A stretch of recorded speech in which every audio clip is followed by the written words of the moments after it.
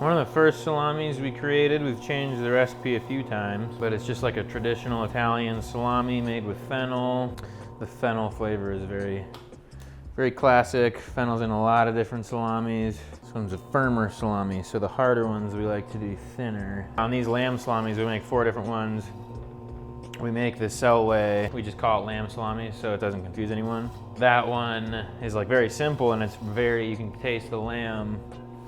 And then we do a chorizo, a lavender, and the sujuk. Those ones are all like very seasoned with seasonings that go really well with lamb.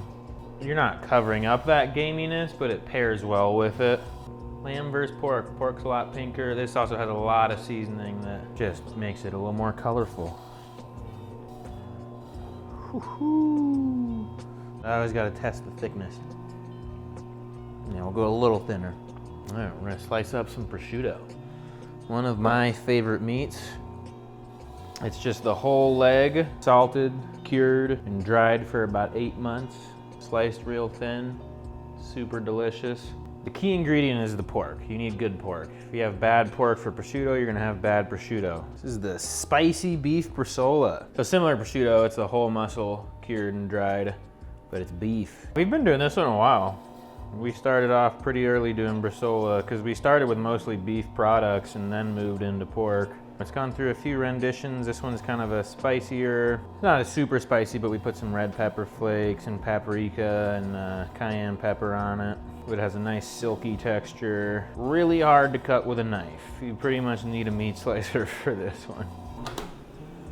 We got our charcuterie board sliced up. Charcuterie is basically why we're a thing. I was working in restaurants, met my buddy, and we kind of wanted to do our own thing. The goal was to use the ranch. Like, how can we use the ranch? How can we get in the food scene? How can we do a restaurant? We did some research. We looked online. We couldn't find anyone in Montana making like old world salami. Our first test batch was actually hung in at our house in Missoula in our buddy's bedroom, which was in the basement, on like a clothes rack. That's all you need is a cold room that's temperature controlled. It's more of our like idea of a date night is packing a picnic basket full of all this stuff and going somewhere pretty and making a little charcuterie board. You really just can't beat meat, cheese, crackers, and a glass of wine. That's #1 go-to. The future salami maker.